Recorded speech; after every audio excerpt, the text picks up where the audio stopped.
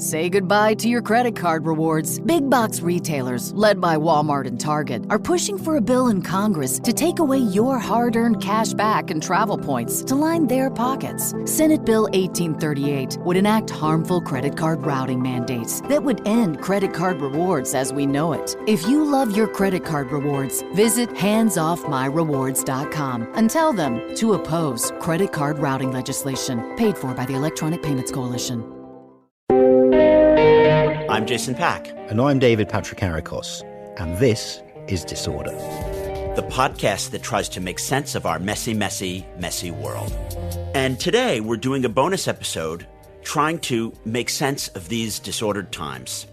On Saturday, October 7th, the world awoke to the most horrific, chaotic, and game-changing Arab-Israeli war in 50 years. And despite how tragic and brutal the news was, it really wasn't all that surprising. If you think about it, we're living in this global enduring disorder, and it's just par for the course that internal divisions and partisan dysfunction inside previously functioning democracies, whether they're inside Trumpian America or Netanyahu's Israel, it just leaves those societies unable to protect themselves against their enemies and to fight back against those who wish to actively disorder global affairs.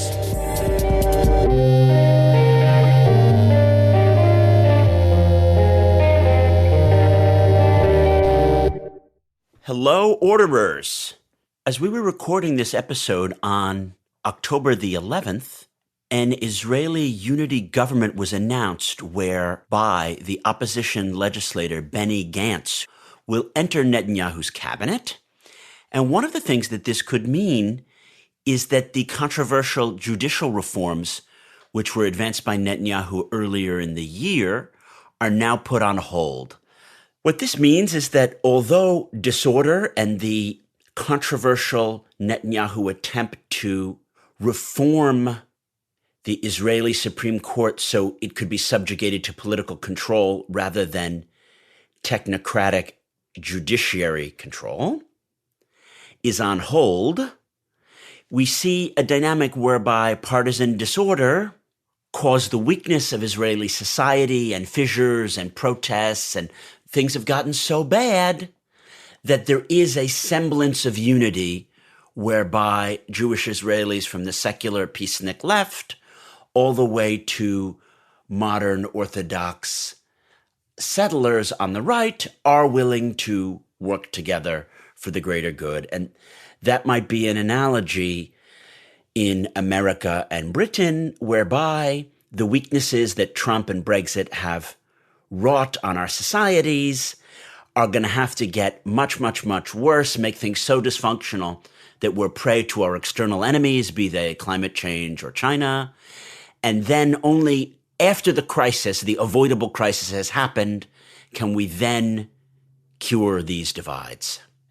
And just as the unity government in Israel is going to try to incrementally order the disorder of the Israel-Hamas war, I'm going to be joined by David Patrikarakos today, Disorder's own roving correspondent, who will help us in ordering the disorder of the international system. Hi, Jace. It's good to be here as always. David, in the past, you've done war reporting from Gaza and Israel.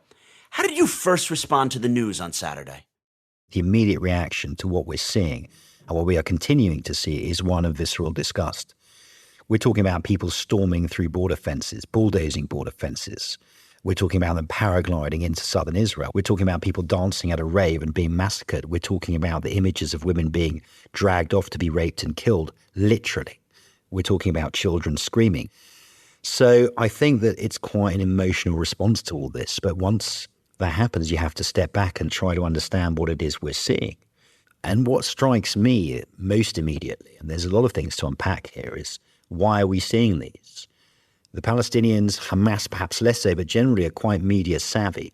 Those images that we've seen, don't forget, all of them, or 80% of them, are filmed by the perpetrators. Yes, we have shots of people fleeing and shots from camera phones of victims, but the overwhelming amount of footage is coming from those who carried it out, and it is being disseminated on platforms that are sympathetic to their cause. You can say, well, the broader context is that Israel is an occupying power and so on and so forth. But there's no getting around what you're seeing here. And it's really extraordinary. And apparently it's getting worse. I'm not going to speculate, but it seems, from what I'm hearing from people on the ground, that there are more and even worse atrocities that are soon going to be brought to sort of international media attention. It's really striking. I remember exactly where I was when I saw the buildings hit on 9/11. I was like, oh my God, the world will never be the same. My life is fundamentally changed. And that was the sense that I had. So before I was reacting to, the tragedy of seeing people who were maybe going off to being beheaded, was this sense, this immediate, nothing is going to be the same. And I'm still in that emotional sense that there was a before and an after in a lot of how we're going to be dealing with our profession, and that the world and our lives are now different. To pivot here, David, you've been in Gaza. Tell us, what was it like being in Gaza? How do your experiences there help you filter what is happening now? So Gaza was probably unlike any other place I've been. So you're talking about a place of heavy, heavy traffic. There's people everywhere, children everywhere. It's a very young society. And it was kind of this hybrid cityscape in which destroyed buildings were then accompanied by stretches of perfectly tarmacked road paid for by the Qataris. But what struck me most of all was just the grip in which Hamas had on everything. And I was with my local fixer, Mohammed, at the time. And, I remember one evening we sat on Gaza Pier, and he said, look, I mean, the thing about Hamas is they are who they are. My interpretation, they're very brutal, but he said, look, you got to understand that 10 years ago, if we'd sat on this pier now, someone would have pulled up with a couple of guns and taken all of our belongings. Hamas had got everything locked down. And what he did is he took me to see a Hamas operative, and a senior Hamas operative. And it was one of those things where we sort of drove around a bit and went down an alleyway, and I didn't really know where I was. I mean, I didn't know where I was anyway. And I met this rather chilling man who was very, very low-key, very quiet, an empty room with a picture on the wall of a dead man, a dead martyr. And I was like, oh, who's that? He's like, that's my brother. It's like, right. He said, during Protective Edge, we were always worried about traitors. And one of my guys found someone in our section of the strip. We didn't know who he was. And he said, oh, no, I'm just walking here. And then we caught him again, and they looked on his phone, and they had Israeli phone numbers. And I said, what did you do? And he said, we dealt with it. And later with Mohammed, as we were leaving, I said, Mohammed, did he kill him? And he's like, well, yeah, obviously. So it is a very, very autocratic space, and it's just different. There is a surrealism to Gaza. I find that this gets at your point of how Hamas is able to produce these images of brutality because, who are their audience? Their audience is to win a media conversation, not with Western audiences, right? Well, this is my point, right? I think it's like, in this sense, it's loosely analogous to Russia and Ukraine. At the beginning of last year, with the all-out invasion of Ukraine, I was watching Russian information spaces, I was looking at RT, and they weren't even trying to make the case for the war. This was not like in 2014 when I was on the ground in Ukraine and they were justifying everything, Ukrainians and Nazis. I've said this many times, I'll say it again, you saw a few images of tanks rolling off ships or whatever. That was it. So everyone said, well, Russia's just lost the information war on Ukraine. It hadn't. It realized it wasn't going to win it there for the moment, so it had given up. Instead, what it was doing was messaging in Africa, making its case in Asia, making its case in parts of South America, where it thought it could win the war. So I wonder if this is what's happening in this instance, because these images will go down very well in certain parts of the world. It's very interesting to compare all the different reactions, state reactions to this, and it goes all the way from Germany lighting up the Brandenburg Gate, France the Eiffel Tower, to, parts of South America going, well, restraint on both sides, to, people in other parts of the world saying this is, an uprising. We would be naive to think that we're the only one that the Palestinians are seeking to influence. It may well be that they're not for the moment. And actually, it goes back to your central point here, Jason, which is disorder, right? Hamas is seeing things it doesn't like. It's seeing a certain form of order being brought to the Middle East through these various agreements. And it wants to spoil those. It wants to have them ripped up, and it especially wants to stop the big one, the Israel-Saudi agreement. So we're seeing it on the ground there. You've written extensively, for example, in your book, War in 140 Characters, on the way in which conflicts take place in this ethereal domain now. How have you experienced conspiracy theories playing out in this new war? Where are we at in the information space?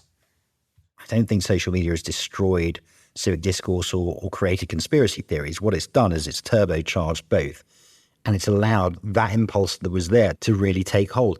Is that they've become a really, really almost prime, immediate tool in the arsenal of what you would call disordering politicians, or as you call them, neo-populists.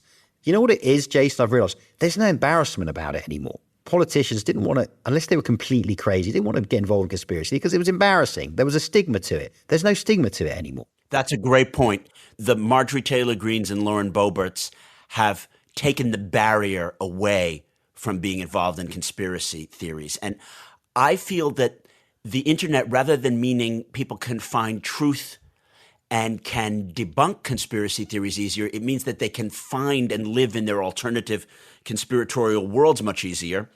And the role of Jews and Israelis and the Middle East in these conspiracies is not going anywhere. I'm reminded by some very funny cab rides I've had in the West Bank and Gaza, David. Yep. One just pops to my mind because, I don't know, it makes me smile thinking of it. I was coming back from Khalil, which is the Arabic name for Hebron. I'm getting in this cab, chatting in Arabic with the driver. I explained to the guy that I live in East Jerusalem, and he's like, oh, do you know any Jews? And I'm like, yeah, I know some Jews in West Jerusalem and in East Jerusalem and at the university. And he says, I want to have a Jewish math tutor for my kid in Ramallah. I'm like, that's great. Yes. You know why it's good to have a Jewish math tutor? Because there are two kinds of Jews. And so I'm thinking, well, of course, Ashkenazi and Sephardi, two kinds of Jews. And he says, no, there are two kinds of Jews, the Yahoo Jew and the Netanyahu Jew. The Yahoo Jew, this is your technology Jew. Invented the internet, very good as a math tutor for your son, creates value in stock prices. You want to get a Yahoo Jew to do the math tutoring. Then you've got your Netanyahu Jew. He is your security killer, murderous Jew. Those are the ones that run the Israeli state and whatever. You got to be really worried when you're dealing with the Netanyahu Jew. And as hysterical as this sounds to us, the Yahoo and the Netanyahu Jews, I've heard different theories of this case in southern Lebanon and in various other taxicab rides. And I think that this conflict is just going to really make anti-Semitism and various conspiracy theories extremely mainstream everywhere in the world. What are your thoughts about that? Well, first of all, I think there's a testament to your sunny disposition that when he said two types of Jews, you thought he would give you a very serious ethnic demographic breakdown of different kinds of Jews as opposed to launch into a conspiracy theory, albeit his one was amusing. But there is something else in all this. I wonder if Hamas has overreached slightly.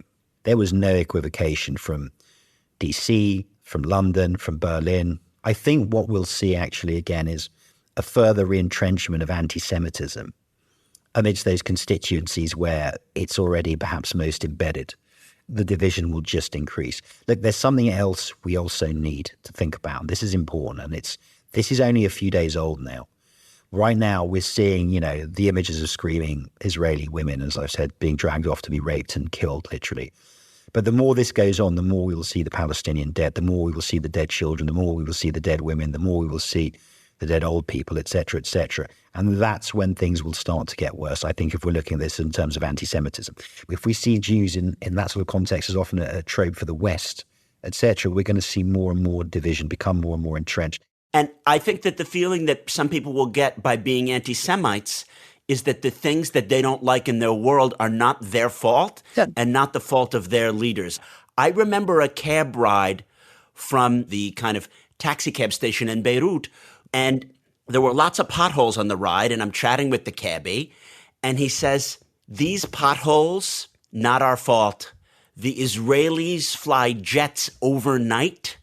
They use silent bombs to blow up the roads so that we have all these horrible roads, and people think the Lebanese government is screwed up and Lebanon is dysfunctional. The Israelis secretly bomb the roads to make us look bad. I remember asking him, are you serious? And he's like, yes, of course. They've been doing this for years. It undermines the very foundation of our society.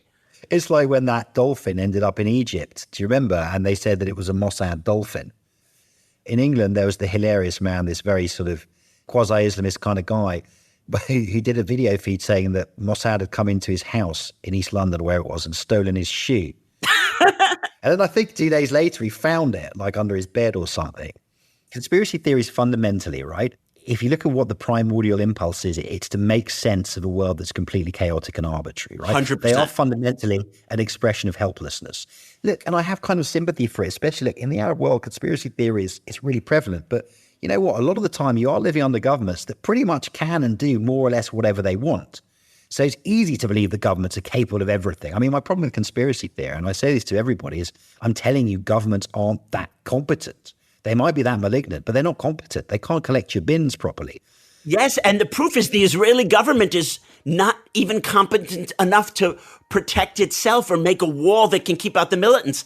How can they be controlling the White House and bombing Lebanese roads? Because they've spent all their time bobbing potholes into Lebanese roads in the middle of the night. They were unable to see what was happening on their southern border. And also the dolphin.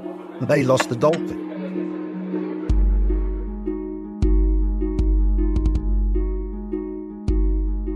Well, David, it's well and good to point out ways in which anti-Semitism is so rooted in 20th and early 21st century Arab culture and consciousness. But we don't want to come across as looking at this from a Western point of view and pointing out the failures in Arab education and Arab conspiratorial thinking. We think that there is a lot that is correct in the Arab appreciation of the conflict in Israel-Palestine that isn't being covered by the mainstream media. The Arab-Israeli conflict, and particularly the Palestinian dimension of it, has just not been a top table issue. It was seen as one of the top 10, top 5 conflicts globally. But in the last years, particularly since the Arab Spring, you have the civil wars in Yemen and Libya and Syria that eclipsed it. You have, obviously, the Ukraine war since 2014. So as that's been happening, Israel has used its diplomatic and economic might to constrain the Palestinians. This is something we need to call attention to. The Palestinians have dropped out depending on who you are and how your identity connects to these things. And we can also see how identity politics has reshaped how everyone views this conflict. If you come back to the Abraham Accords, which are a shorthand for a series of deals that Israel signed with certain Sunni countries, most notably the United Arab Emirates, at the end of Trump's term of presidency. And these were full normalization deals allowing Israeli citizens to go to the Emirates, Emiratis to come to Israel, a lot of joint business ventures. But they didn't involve Palestinians, and that would come back to bite them. And that the more that dynamics of, we'll make a deal with the Saudis or Kuwaitis without involving the Palestinians in the negotiations or without them getting anything, even rhetorically, was going to enrage the Palestinian elites who feel that their global connections are diminished. And that then if they bust it out militarily, they would force the Saudis or others to have to deal with them. Therefore, do you look differently now at the Abraham Accords? Were they done out of order? No, I think that they were probably a good thing for the region on balance. Look, I want to actually come back to this point that you're making. Hamas in this instance, okay, it cannot win militarily. This is what we need to understand about this. And this is why I talk about Operation Protective Edge in 2014. It's not a military conflict in the traditional sense in that it's a struggle for military superiority, military supremacy. It is not a struggle for military victory because military victory is just predetermined. We disagree at this point. I think Hamas has won militarily. Well, it hasn't won militarily. No, it hasn't. Doesn't matter what happens next. They've gotten the hostages. They can do either the killing of them, they can barter them for all the thousands of convicted Palestinian prisoners. They've won. If you get loads of hostages released, it's not a military victory. It's a political victory or a strategic victory. But it's not an on-the-ground battlefield victory. Again, I think that this is just a critical point. We need to disagree. This war is already won by Hamas, just as in 1973, in as much as the Egyptians and Syrians broke through it didn't matter that they were subsequently defeated. Of course they would be subsequently defeated. When you go to the military museum in Damascus and it shows the great victory in 1973, it was a victory. The Syrians, they succeeded in surprising the Israelis, killing X number of people, cutting them off guard, proving an intelligence failure. That moral victory that comes from the initial military hard power success can never be erased, because it gets into how Hamas leaders made a decision. They don't care if the entire Gaza Strip is blown into rubble. They surprised Israel and kidnapped these people. They won. Yeah, because military victory is not the goal here. If you fight a military war and you're completely destroyed militarily, you've lost. But if your goal is not military, then you can win in other ways. What they've done is got a load of hostages that they can use to negotiate. They've embarrassed Israel, etc. Their goals are ultimately not to defeat the opposing army in the field, which is as what we traditionally understand military victory to be. The point being is that now victory comes in all sorts of other ways, where even if you get yourself completely annihilated on the military battlefield, you can still win. David, you've just made my case for me. This proves that Israel has been losing and is going to lose the war. Because as you pointed out, you can get annihilated on the military battlefield and win in other ways. That's Clausewitz right there. Clausewitz says that war is politics by other means. So Hamas have won with their political objectives using certain military tools like gliders and showing that they're savvy enough to break through the Gaza barrier and showing that they can surprise Israel's vaunted intelligence service.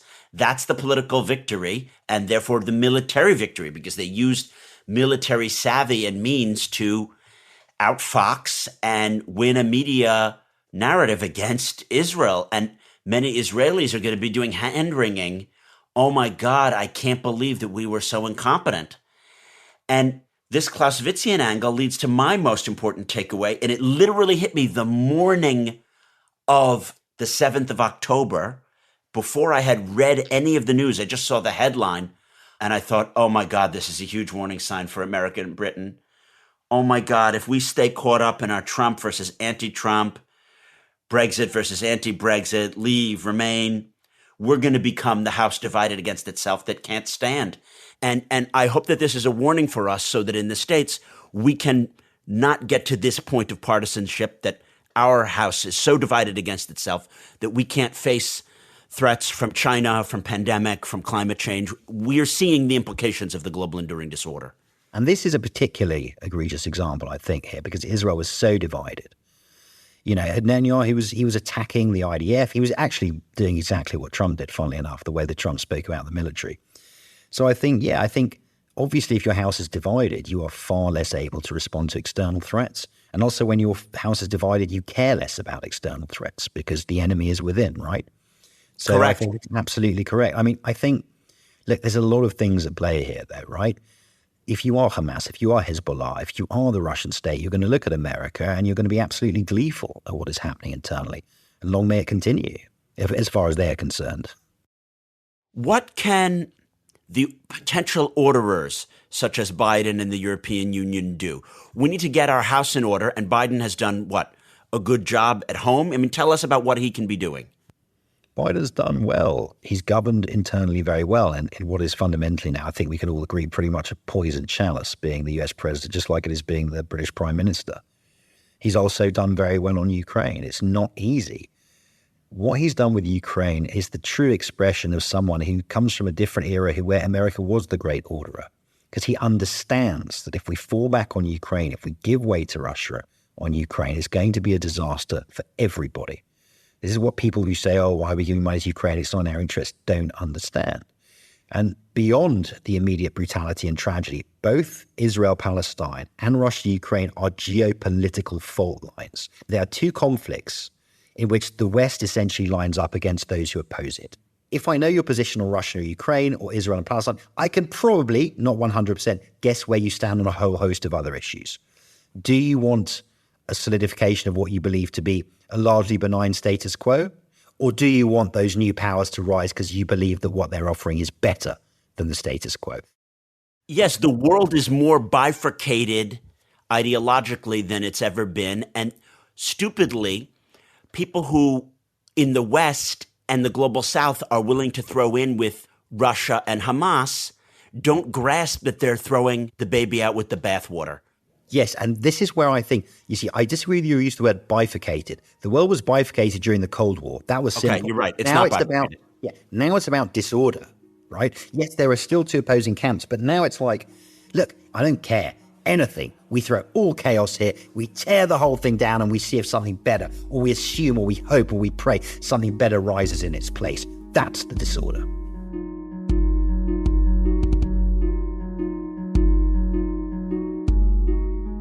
We're going to take a short break now. Afterwards, what happens next in this fight? How do the major global powers seek to order the disorder in the wake of this war?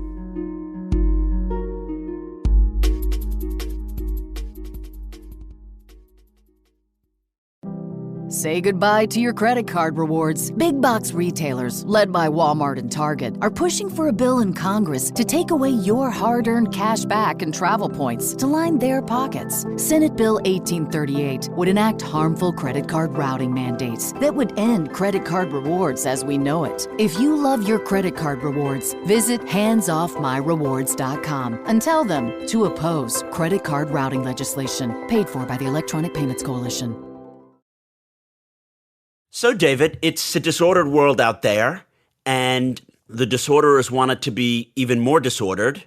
What can the orderers do? How do you see what Western foreign policy should be to try to prevent this conflict from turning into World War III, from more sucking in the Iranians, from sowing the seeds of such tremendous hatred that we can never come back from it? Look, it's extremely difficult. To a degree, there's nothing that anyone can do to stop Israel doing what it's about to do. But the United States, in this particular instance, is the one that I think has the most leverage given where we are.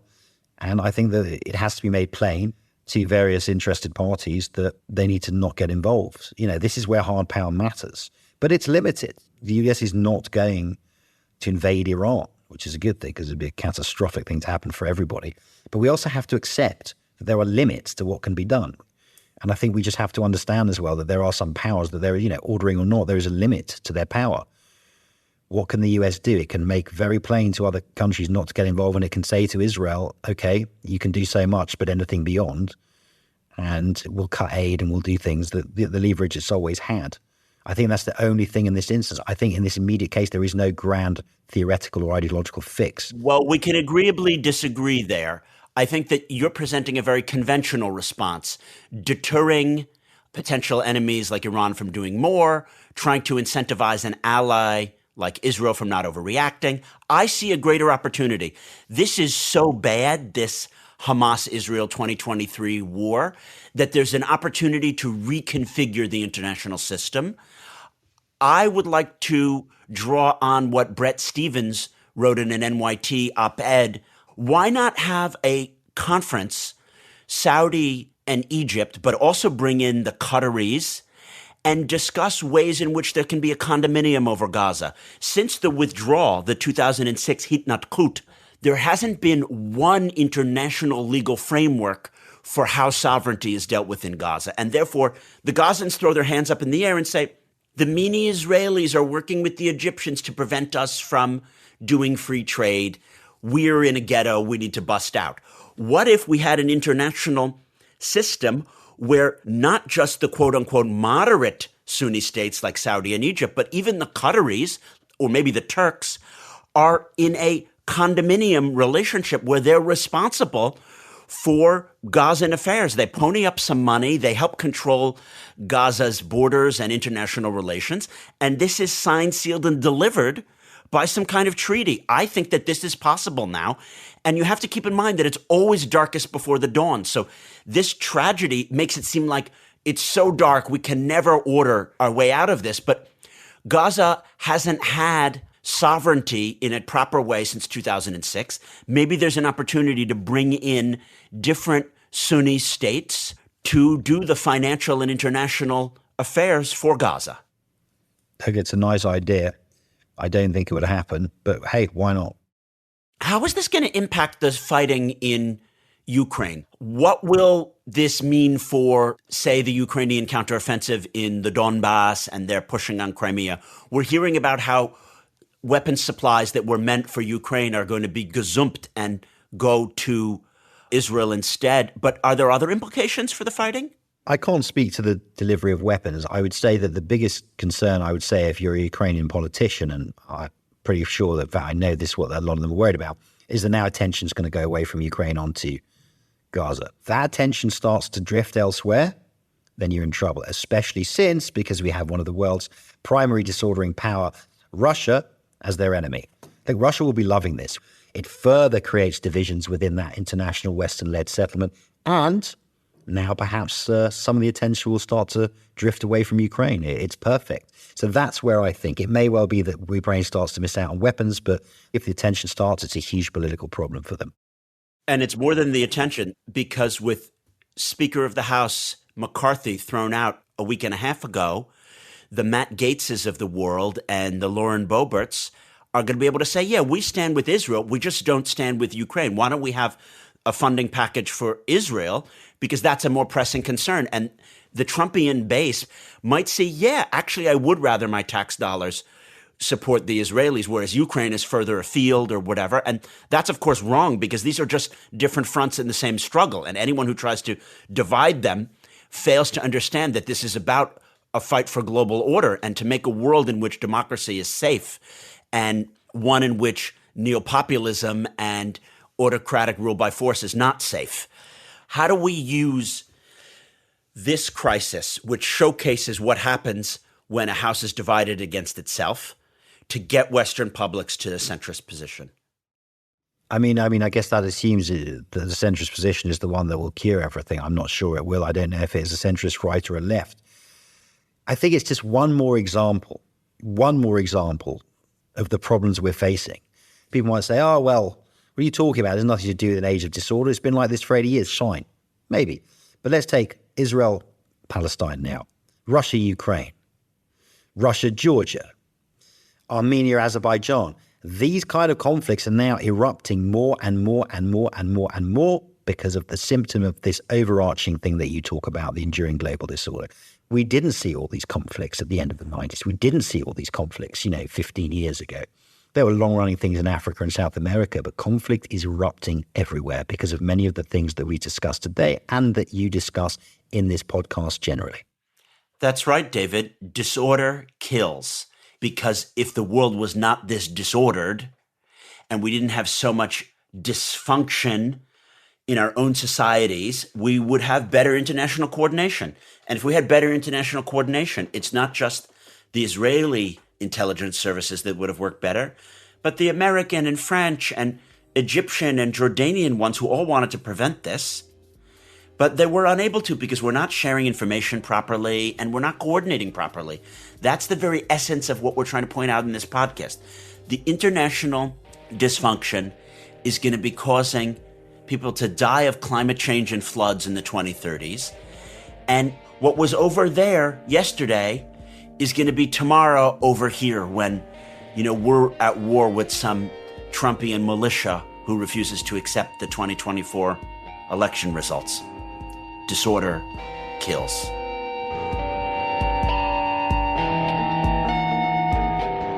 Well, that's all for today. You can tap follow right now and you'll be notified when every episode launches. We're going to be doing bonus episodes whenever something big and disorderly happens, so you won't want to miss that. We're on social media too. Just search Disorder Show. And you can read more about today's topic by visiting our show notes. Our producer is George McDonough.